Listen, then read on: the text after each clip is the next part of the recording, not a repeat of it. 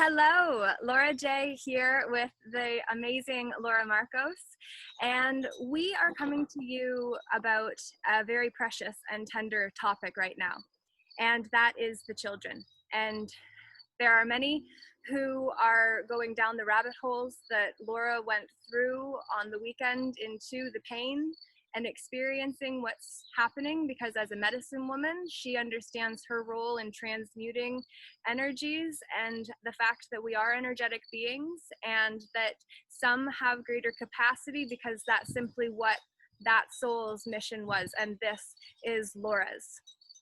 So there will be connection issues possibly throughout the message, simply because when you are channeling higher insights, you're going to ultimately have the interference of that fight between the light and the dark.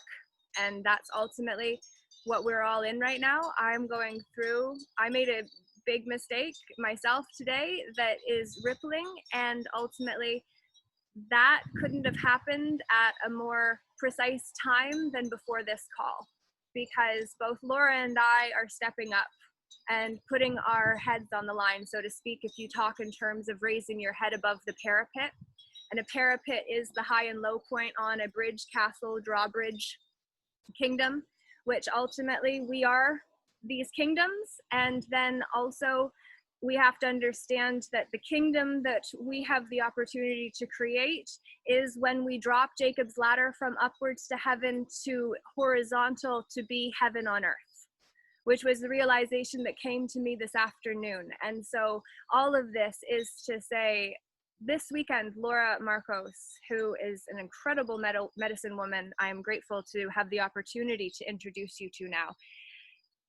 Laura is going to speak into what she's doing on Sunday, this coming Sunday, so that she can support what is happening, not just in this physical realm, which is the 3D, but at a higher quantum level, which is how we take time out of the linear and then collapse it into the fact that while time is not sequential, it's actually multidimensional. If we actually take our understanding of what's happening in terms of the connection to the divine and realize that we are the divine, we are the web of interconnection. And if we're warring in our own families, which I say because I'm a microcosm of the macro, and that was part of what I'm facing, the consequences of a choice that I made innocently, but at the same time, that innocence is what is being violated right now, which is why we're having this call. And so, Laura, it's your opportunity, please, to share what you're doing on Sunday to help in that Jacob's ladder from a horizontal perspective, please. Laura, thank you so much. Thank you for inviting me to share this time with you and to talk about something that's so important, so tender, for your beauty, for your articulation. You're such a gorgeous channel, and you're so brave, and your bravery helps me and helps a lot of other people be brave too. So thank you so much for that. And you pretty much already nailed what I'm doing, or what I try to do, right on the head. And that is to make that ladder horizontal, to have heaven on earth. And that is my dream. That is the only thing I know how to do and how to work towards. You know, they say that's the North Star, right? That it's something that's bigger than you, and you're always living for that. Well, for me, that's my North Star. My North Star is to bring the stars into their full illuminated being, because they say that we are the children of stardust, that we share the properties and the chemicals within us, as we are all part of this holographic interdimensional field of energy. So we are energy, and energy is created from consciousness. So, you know, my work is, I call the umbrella of all my work alchemy. So my company is Alchemy for Everyone, and and I want to support everyone in embodying their alchemy, their authentic, most meaningful, illuminated, and inspiring version of themselves. That, because that's what we are. That joy is our birthright. Abundance is our birthright. To know that we are divine children of the creator or creatrix. We are source energy manifest in physical form. And it is amazing that we have power to create such immense beauty. I mean, we really can't. I mean, we see there's all these inspirational movies. We have so many heroes throughout history, our everyday heroes, our friends, our families that are there for us, doing the good work of being loving in this world, to learn what it is to experience love. But some of creators' children, some of our brothers and sisters, to feel like they are closer to God, to give themselves the illusion that they have the power of the ultimate creator, have become distorted and have fallen from grace because they believe that they are separate. And it's because of this distortion that they think they have a right to um, demonstrate their power by hurting the most vulnerable beings in this planet, the most precious beings in this planet. And it's been going on for far, far, far too long. I I'm stepping up bigger on this topic because it came really guided. You know, I've been doing as much advocacy work and service to this world in so many different ways through my day-to-day life, through all the work that I do for Alchemy for Everyone. But this particular weekend, as I had shared with you, I went into a profound state of prayer, and I surrendered to my angels and to the divine grandmother of all, and I said, please, I'm here to be of greater service. How can I be a better human, a better sister, a better friend? Light the way for me. And I spent the next several hours in a very, very painful vortex where I got to experience the emotional pain that many of these children are going through, and I've never felt so much pain in my life. I don't think I've ever felt anything like that, at least not in this life. I just went to the chiropractor earlier today, and he said that my ribs around my heart were impacted, and that they were on top of each other and twisted from how deep an impact I took in my heart. So in this state of prayer, there's a lot of work that I was doing uh, in the light realms, but the vision that I was given was just to speak. Because imagine if everyone was to speak. Imagine if everyone was to use this beautiful gift of our voice to share that this is not acceptable. No. Because they are a minority, the people doing this, the elite, the VIPs of this world, while they may be more powerful because of how much money they have and how important they feel they are. But the truth is that they believe that we deserve everything we get because we allow it. And we do. Mind you, we've been killed for centuries. So the ability to speak our truth has been impacted in all of our ancestral lines, because so many times throughout history, our forefathers and mothers were killed for speaking the truth. But if we are really here to experience love, then that is for us to step up and say that it is time to know that we are eternal without any excuses. There is nothing that these beings can do that can diminish my light. If they were to kill me, if they were to take my body, it would still not diminish my light. There is no diminishing the light. So what our job is really is to go into those dark places and find the light and expand it. That's our job. We must find the light in the dark and expand it, because light will always be.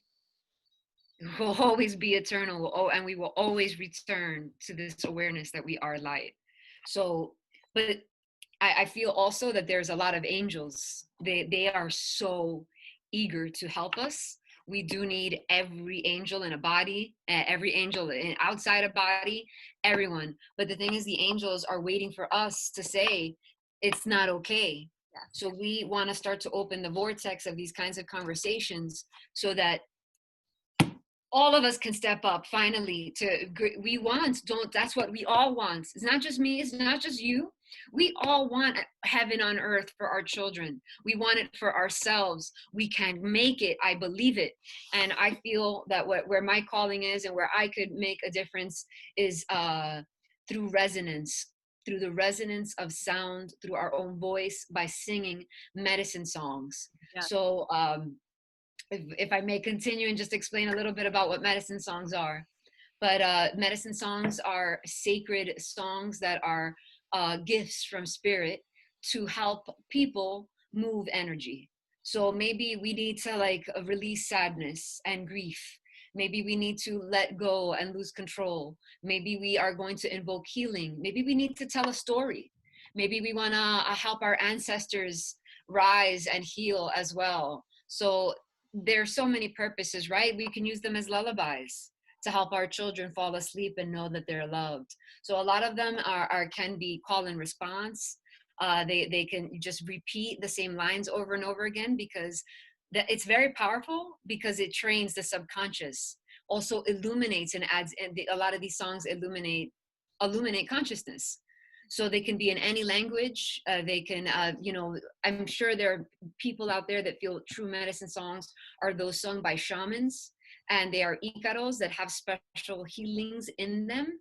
However, adapting it and integrating it into our life so that we can benefit, we each become the healer because we each have the light. And shamanism can be thought of as a perspective, as the art of seeing that we are magical, the art of seeing that our thoughts become reality.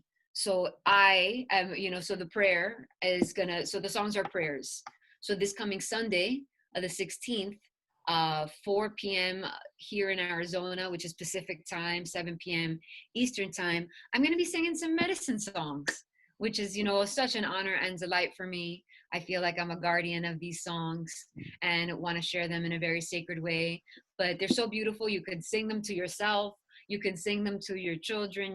And then these songs we're going to sing to also the souls of those children so they know that they're loved, that they're remembered. So even if on a soul level, we're going to be communicating with them. And that's why I'm calling this quantum energy work, because we're going to, the more of us that can do this, the better. I mean, because imagine if we had the whole country singing to these kids at the same time.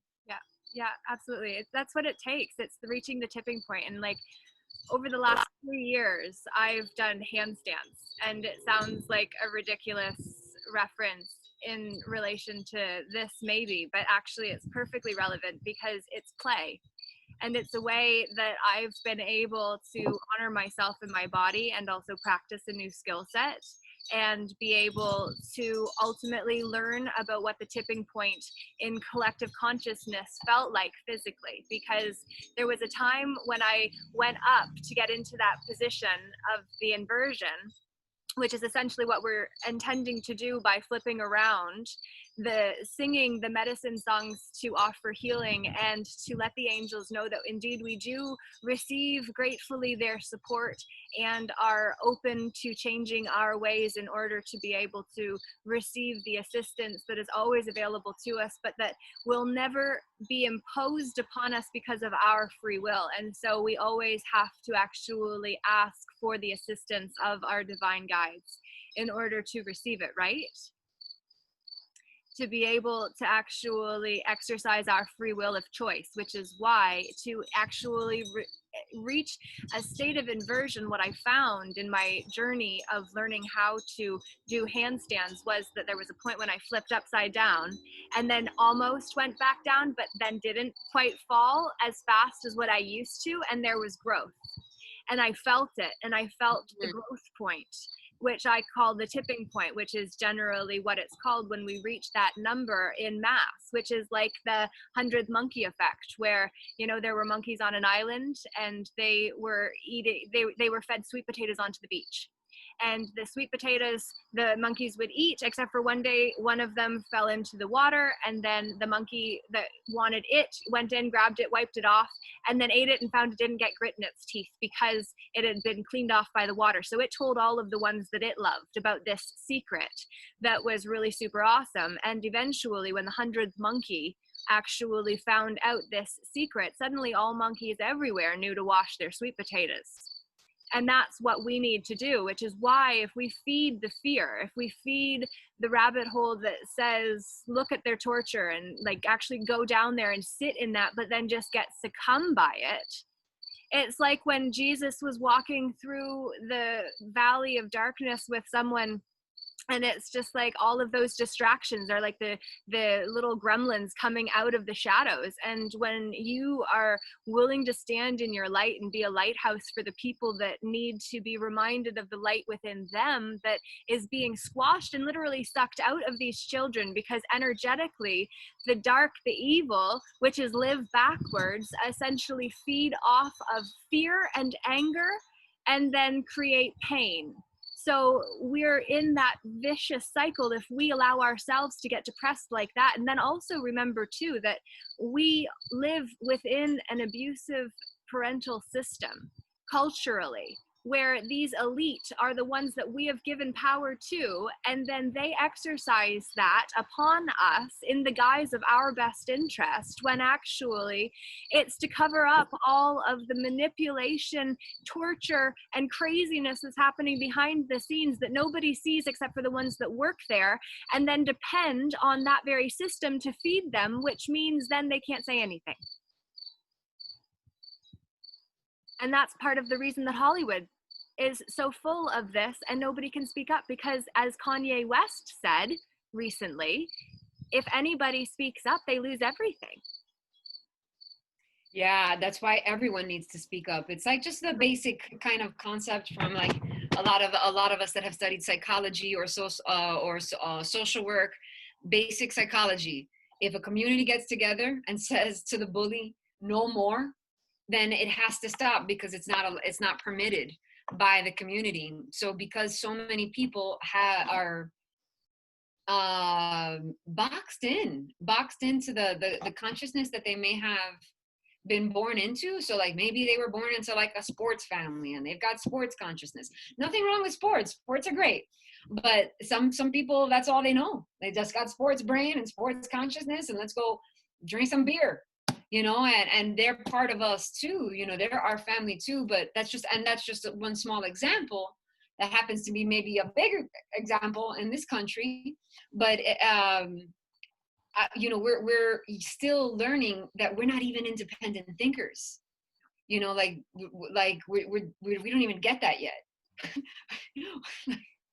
Like I really, I feel so strongly, and I myself have to get through my own fear of talking about this publicly, because like battered children, we are conditioned: don't talk bad about your family, don't talk bad about your church, don't talk bad about your school, don't talk bad about your workplace. God forbid the school system is the worst. You wanna practice critical thinking?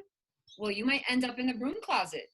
Yeah. While the person that gave money to a politician is sitting there twirling their thumbs all day, making a salary very close to yours. Mm-hmm. So it just teaches you, it degrades the moral fiber of the institution, because it is an institution that thrives and is based on a bully model, where information and direction is only top down. In too many schools, I'm sure it's not like that in every educational system, but there is a chain of command, very much like the military. Don't ask questions of authority, follow orders. And meanwhile, the people that are giving orders are suffering with anxiety and all sorts of other issues, and not able to lead, guide, feel, sense with their heart, while we have a system that doesn't teach us about our emotional capacities, our depth, our ability to perceive and process information, our intuitive and psychic sensors. Everybody could be psychic, but God forbid we have a real conversation, because that's not what's on the test. So we've been indoctrinated to defer our power to the priest, to the father, to the president, to the author, anyone that's not us.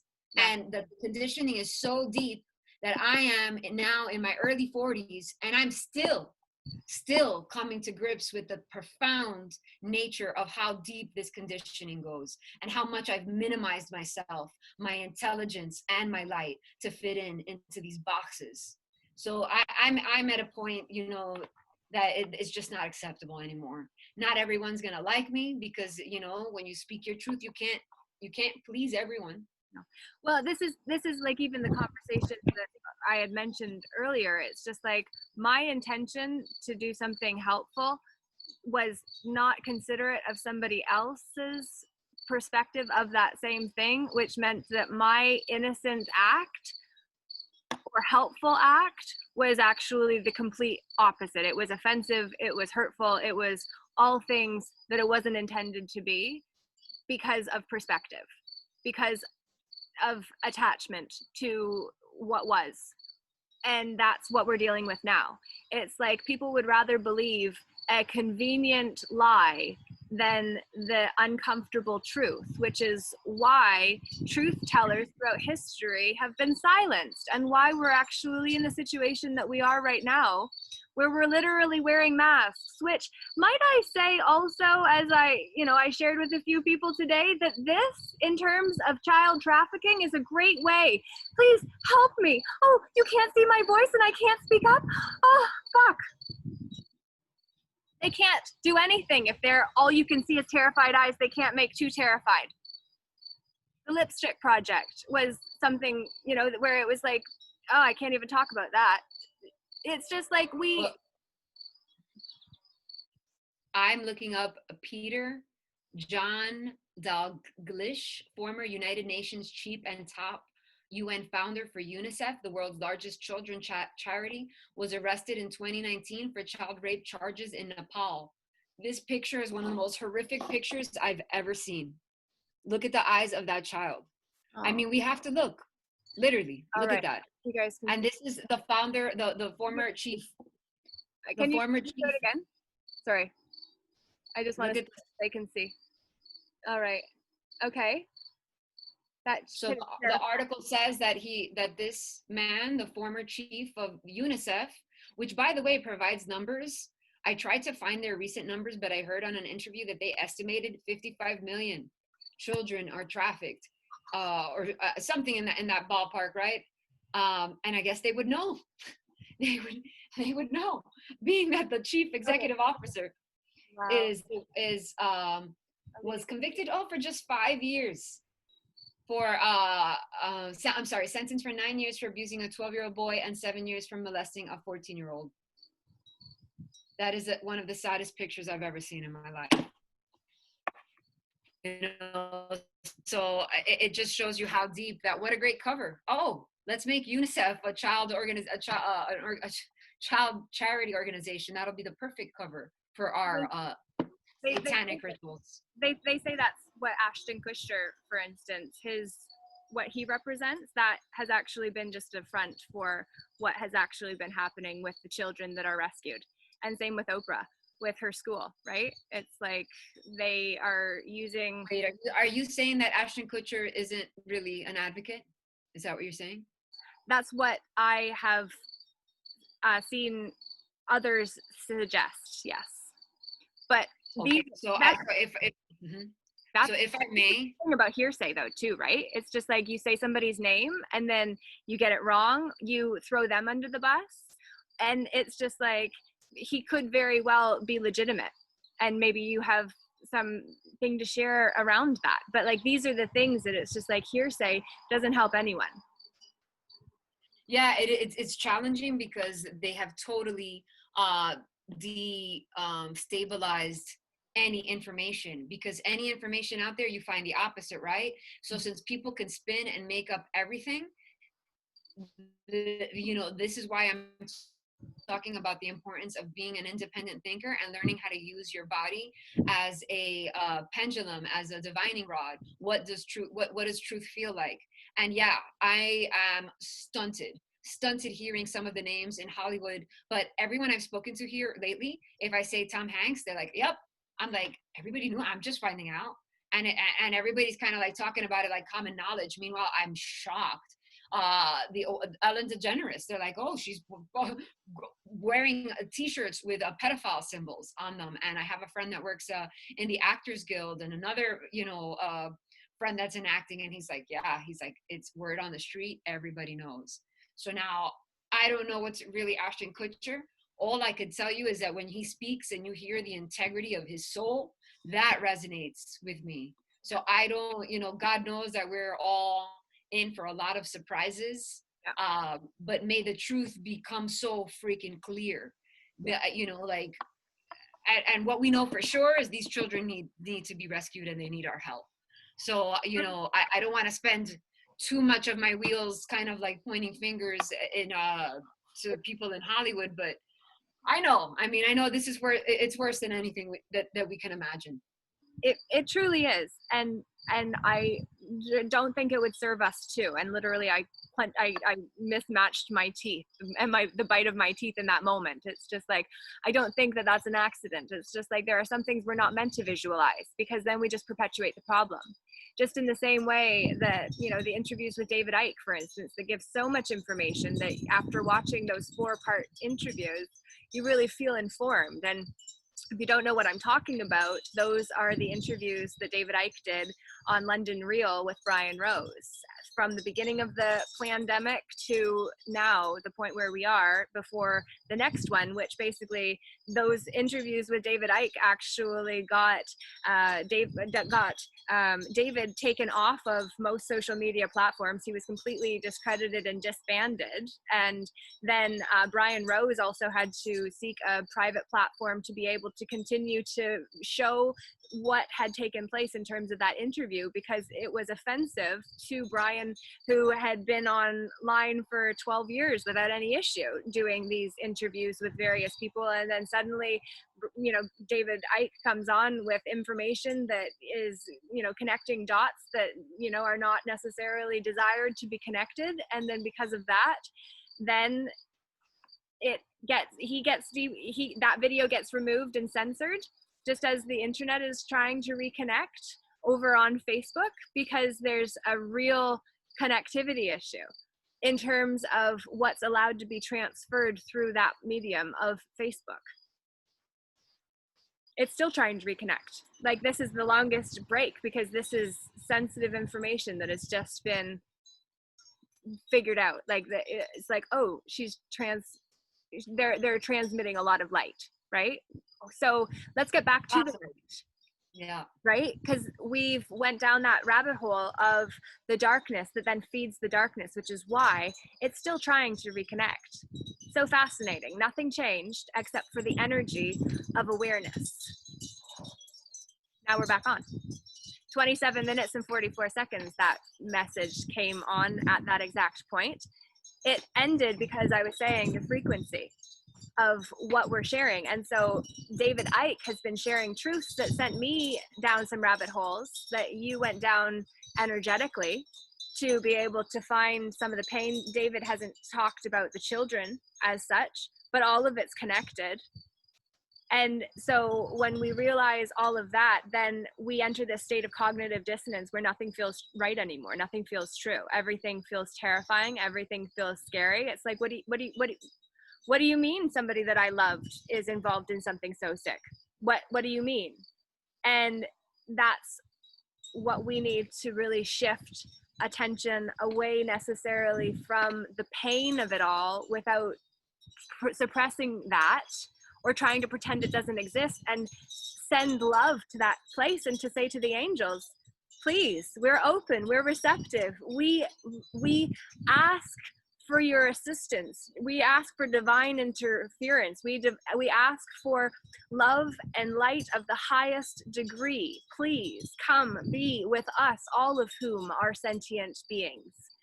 And I still eat meat, and I hold a dog and love him dearly. And it's like, his name is Buddy, which is significant for, what we're doing here, because, he's not mine, but I love him just the same. And then it's like we fight within our own families, and it's like we have to understand that people may be born to the same family, but it doesn't mean that they're from the same ilk per se, or of the same heart. And there are people with different values, and all of that plays together to what is happening now, and what we're willing to be silent about, and what we're not willing to be. And there's so much that's not healed in our family lines. So more and more children being born are born with another kind of consciousness. They're just not vibrating in the same energetic patterns that are so far from kindness. They're kind of many of them are being born into energetic patterns that are morphing into avoidance because we have not dealt with so much shit Yeah. that Yeah. they kind of are avoiding and escaping with all the social media and all the technological distraction they have, because we're not dealing with our emotions. We're just moving through the motions. Mm-hmm. But that is why, again, I'm going to bring it back to song, and maybe we'll talk a little bit about some music, because that is honestly a big part of my practice and how I move energy and how I help myself. You know, anyone that has ever experienced the beauty of a lullaby will appreciate uh, the kind of songs uh, that are passed down orally from generation to generation. And I can sing in different languages. We don't even actually need to know what the words mean, but we can feel them, and they can be very soothing. But I know we got excited to do another Zoom when you heard the song "Medicine" by Rising Appalachia. So we can start with that one a little bit, and then maybe do one more if we have time. Yeah. Let's check. Okay. We got So 9 minutes until the video is going to end on Zoom. So sing, Mama. So we got how many minutes? 9. 9 minutes. Oh, okay. So I'll just do a couple of lyrics from Medicine by Rising Appalachia. Wise men say that rushing is violence, but so is your silence when it's rooted in compliance. Stand firm in loving defiance. Make out your alliance. Give voice to the fire. Move your people to the beat of the wind. Gather yourself to begin to dance a song until it ends. We are winners, champions of the light, gathering numbers in might. The message is the medicine woman, medicine man. Walking with grace, I know your face, and I trust your hands.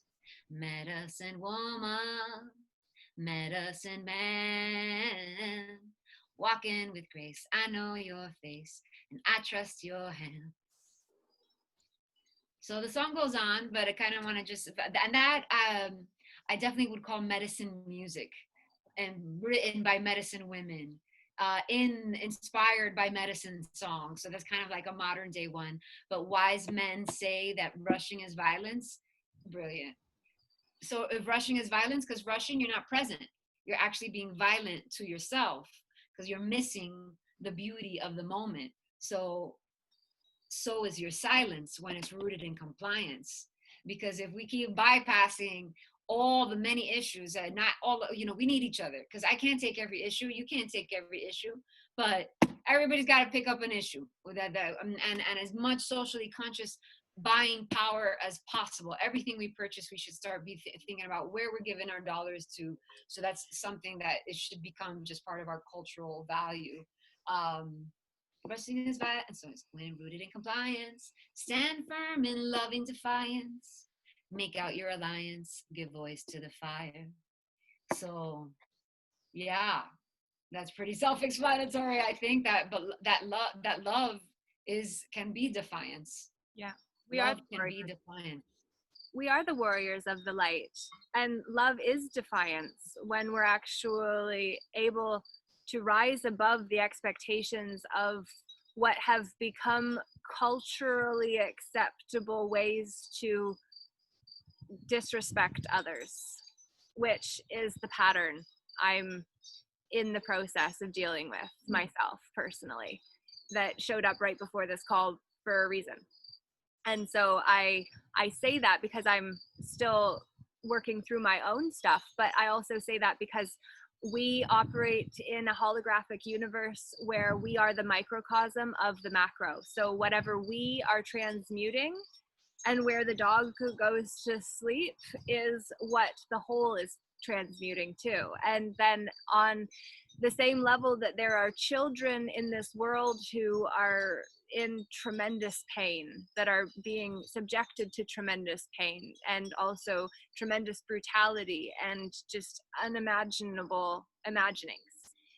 And when we understand that all of that is happening on the outside and that we need to be willing to step up, we have to understand my face is half in the shadow and the light, because those same children, aspects of them are in me too, as they are you who are watching this, and Laura too, because all of us are mirrors to one another. And on the inside, is a reflection of the out, and the out the in. And so when we take that back to the notion of the inner kingdom, we have to be willing to actually clear the air within ourselves to deal with the drama instead of ducking, avoiding, evading, and trying to, carry on with the day job. And, it's an opportunity for us to shift what we're doing and how we're doing it, and recognize that, things come up to be faced and dealt with, and that we have to let that be okay. Absolutely. We are warriors of light. And if I'm strong enough, you're strong enough, and our neighbors are strong enough, we can't heal what we don't see. We can't heal what we don't feel. And the only way out is through.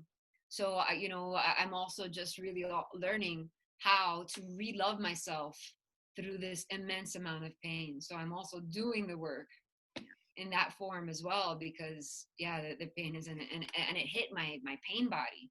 So like my whole, my physiology had quite a profound impact. And it is like when some people have been responding to my posts, and you could see that it is damaging the psyche, the fiber, the fibers of the soul, of this world. So we have to do something. And I also want to mention that the fundraiser that what I'm doing on Sunday night is by donation. And 100% of the donations will go to Operation Underground Railroad. They not only help rescue children, but help provide a system for aftercare. So really, really important. And that's what we need to do. We need to partner up. Who's already doing the work? Yeah. Because everybody's got a part. Yeah. In the beautiful and precious movie that we're creating. Yeah, this is the ultimate. Life is precious. I'm feeling that word, because life is no matter what, life is really precious. And these children will be redeemed. They will be redeemed, and they will be born anew. So we're going to be part of making that happen for them. And to hold that light, right? To actually help them know they're not alone in the darkness, to go up in the quantum realm, to be able to access them in a way that only pain can take you to, because sometimes in our darkest moments, that's when, the angels come in and carry us through those moments, like the woman that you learned from over the weekend, who was actually a victim of this and born into it and lost her twin sister to the atrocities of what all of this is, that we can either turn a blind eye and put the blinders on, or we can say no more and actually choose to retrieve those inner children within ourselves, so that it matters to us that those children are missing in the world. Because until we actually reintegrate the lost aspects of ourselves from our own lives and our own childhoods, until we reintegrate those aspects of ourselves, there's no way that people are actually going to care enough to put themselves on the line, like what we're willing to do in order to actually help as best as what we know how to do, which is simply to connect and bring together and to light what is important in this fight for the light, instead of against something. We are for the light, Laura, and we're doing it. We're doing it. This is important work, and we have the gift of our voice, and we are using it. So thank you so much for helping me be stronger by standing together on this issue. And let's get more and more and more, and stand with those that are already standing, and join forces and make this just, our dream. Let's bring heaven to earth and help these children heal, and help the perpetrators heal. One step at a time. We'll start with the kids. We'll do them both. But yes. Thank you. Actually, so that's so important, because what you just said is, let's start with the children, because that's the most grace that we have to extend to such an atrocious situation, because we're human and we're not perfect. And sometimes the seemingly little things are actually the biggest things. And it's just like, I can't go there, so I'm just going to start here. And we have to be graceful with ourselves enough to say, let that be okay. And then to also understand that the only reason they feel like they need to do that to those little ones is because they feel empty where that little child then fills the space within themselves, because they have forgot that they have direct connection to the divine, just like we do, because they've put the middleman in there, except for they've chose to put a satanic representation in there that now they all salute and praise, instead of accept to no God, it's to his opposite.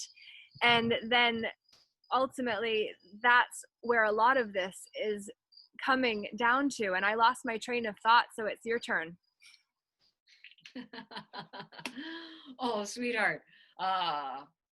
Yeah, light workers unite. Let's get together. Let's make this happen. Let's make as much fun as possible. You know, I was singing the medicine songs and crying before, but now I'm really getting strength and I'm singing them. And we're gonna tell people, bring the drums, bring the rattles. Let's make our voices heard in the high heavens. You know, because we can. Yes. We can and we will manifest like this. We can and we must. We can, we will, and we must. Yes, we must and we will. Yes. Sure. We can, we must, we will.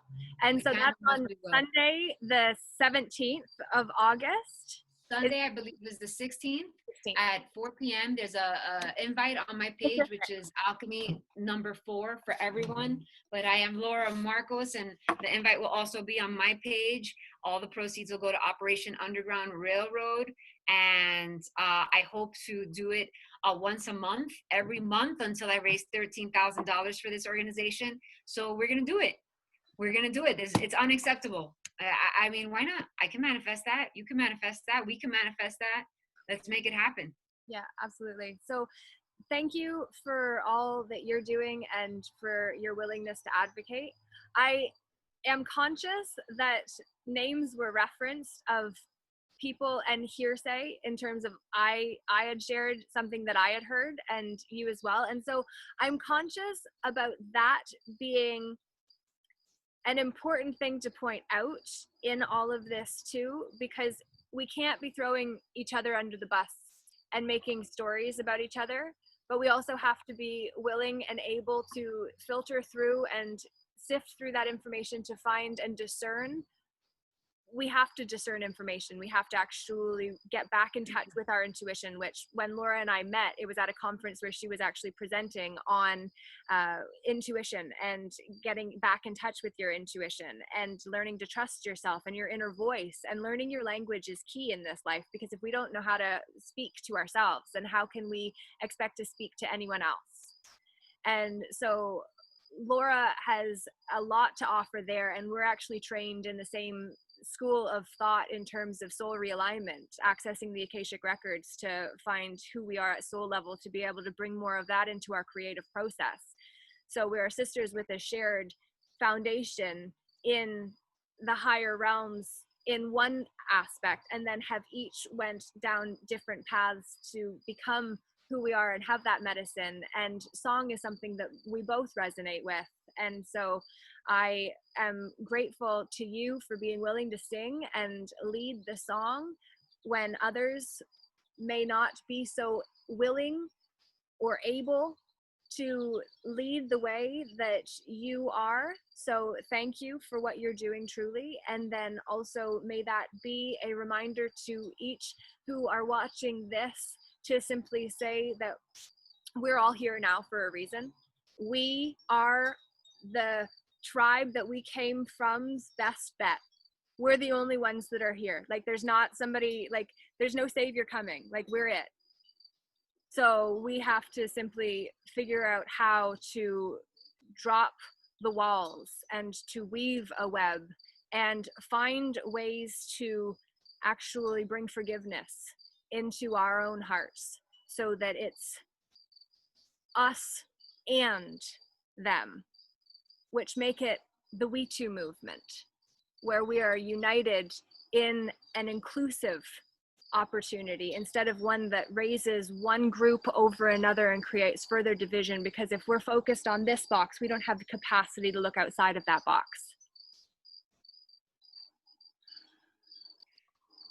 So my amen.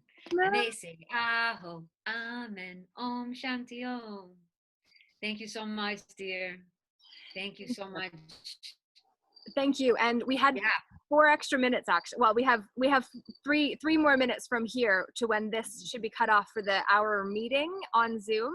So my apologies for making that one short and sweet, but you get a second end. So as the well, I'm gonna sing this medicine song to you, Laura. beautiful. Oh, Ready?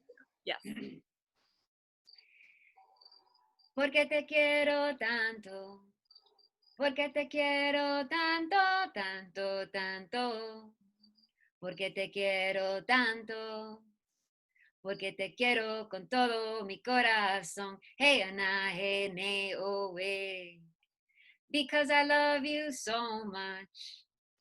Because I love you so much, so much, so much. Because I love you so much. Because I love you with all of my heart. Hey, and I, hey, nay, oh, way. Bravo! Yay! We'll do the shake. Woo! My shamanic bracelets. Yeah! There we go.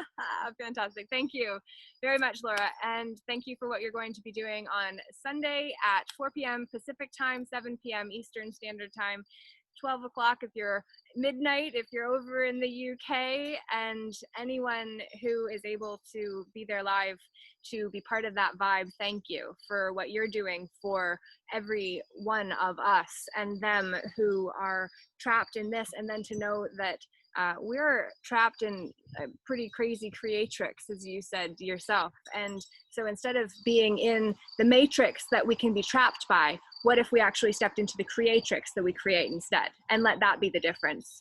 Moving from the M of the Matrix Me Too movement into the creatrix of the We Too movement, that is where those walls all interconnect for us to become the web that weave the fringe dwellers who are where the misfits have always been pushed to. Then we can become the ones that actually bring those sides together and down through all of the energy centers, like what you went through when you were in that course too. So all of it's relevant. There are teachers here that are able to guide the way that Laura and I are doing our best to do where we are. And so to you who vibe, please go to the event on Sunday with Laura. She can help you sing yourself home and teach you some songs to give you medicine for the soul that you can sing to yourself when the child within is suffering. And then let us know that when we're doing that too, we're doing it for generations forward and backward. And then we're also doing it for the ones who are down below, trapped in a realm we can't even imagine. Oh, thank you so much, Laura. I definitely, this great episode, want to figure out how to share it. I just went, so yeah, I'm on it right now. I hope I can share this. Awesome. Yeah. Cool. All right, sweetheart. Thank Love you. You too, babe. Thank you, thank you, thank you. And everyone that watched this, Laura Marcos is a woman to connect with. She's got amazing medicine, and she's one of those lighthouses in this world that is shining bright so that through the darkness, we know that we're not alone. So make sure that you know in this remembrance that you're not alone, and neither are those kids, because we're coming. We're here. Thank you.